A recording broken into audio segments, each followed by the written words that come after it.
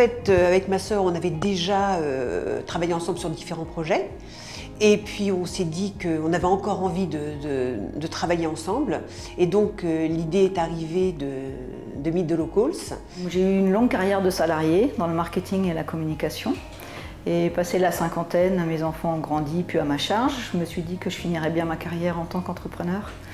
Donc mon mari travaille dans cette partie-là depuis longtemps et un de ses confrères de l'autre bout du Val d'Oise souhaitait prendre sa retraite. Donc c'était l'opportunité de reprendre son entreprise dans des conditions un petit peu facilitées.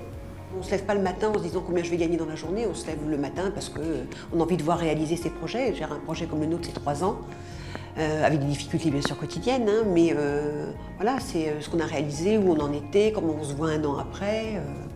Voilà, une magnifique aventure. Mon associé et moi, Jamel et moi, nous sommes issus du monde du voyage et de l'e-commerce depuis pas mal d'années. Et nous avons décidé il y a quelques années de créer notre propre structure. Et donc nous sommes en ligne depuis le mois de janvier 2017.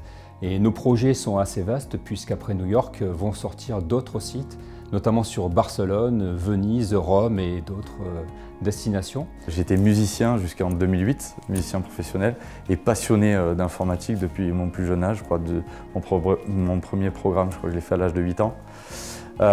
Et en 2008, voulant avoir un niveau de vie un peu plus facile, disons, pas forcément aisé, mais plus facile, j'ai décidé de me mettre sur le marché de l'informatique. Donc j'ai commencé à être employé.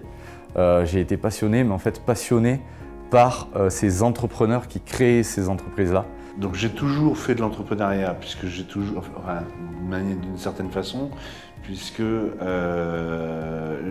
j'ai toujours eu des missions de conseil, soit en société, soit à titre individuel en tant que portage salarial. Et il s'est avéré, alors j'ai eu une société où j'étais le deuxième actionnaire et j'ai créé la même société, mais seul. C'est pourquoi j'ai créé seul, parce que j'avais une vision différente de la société précédente et j'ai voulu construire cette vision-là avec une façon de travailler qui était liée à tout ce que j'ai mis en œuvre pour d'autres pendant des années. C'est comme beaucoup de créateurs, ça a commencé dans mon garage avec une envie de créer, de réaliser quelque chose de mes propres mains et de concevoir un produit. De là est sorti un premier prototype réalisé avec mes moyens et puis j'ai décidé d'en faire un projet d'entreprise pour vivre de ma passion et créer de l'emploi et de la richesse. On veut vraiment mettre en avant voilà, le savoir-faire des hommes, le bien-être au travail. Je ne veux pas reproduire ce que j'ai pu subir dans une précédente vie. C'est le projet vraiment sur lequel je travaille depuis 2010 maintenant, qui était le projet de ma thèse. Du coup, j'ai un doctorat dans ce qu'on appelle les codes correcteurs d'erreurs, qui sont un domaine de recherche mathématique sur comment on protège les transmissions numériques, qu'elles soient téléphoniques, qu'elles soient Internet, etc. Et du coup, j'ai pas voulu laisser le projet en l'état. Je me suis dit, quelle est la meilleure façon de le finaliser, de le continuer, de la finaliser, de le mettre sur le marché. C'était de créer ma société, du coup avec 4 autres personnes, donc pour créer la société et pouvoir développer l'algorithme et le mettre sur le marché. Moi, mon changement de vie, entre guillemets, pour rentrer dans l'entrepreneuriat, ça s'est passé en 2006.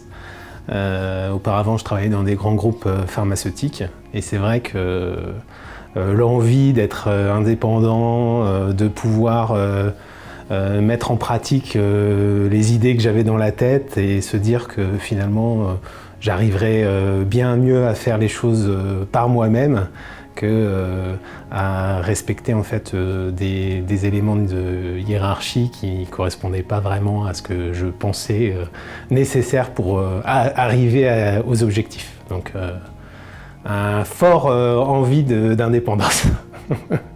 Une salle de sport parce que j'ai été baigné dans le sport depuis mon enfance. Je viens du sport de haut niveau, j'ai été sportif de haut niveau. Aujourd'hui, je suis producteur de sportifs de haut niveau.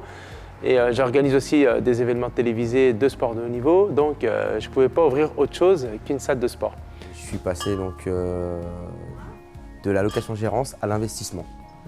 Donc Je suis passé par le réseau Entreprendre dans le 95 qui m'ont accompagné aussi pour réaliser ce projet. Le déclic est venu quand j'ai rencontré Valentin Fournier qui est mon premier associé. On faisait notre alternance au sein d'une usine chimique et on s'est rendu compte des contraintes et des problématiques réglementaires qu'il y avait sur les équipements industriels.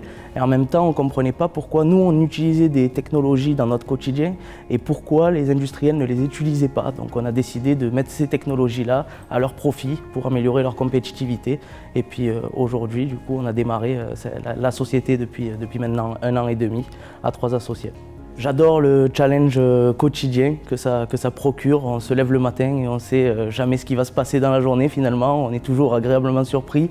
Voilà, les émotions aussi. Et donc c'est ça que je recherche aussi dans mon métier.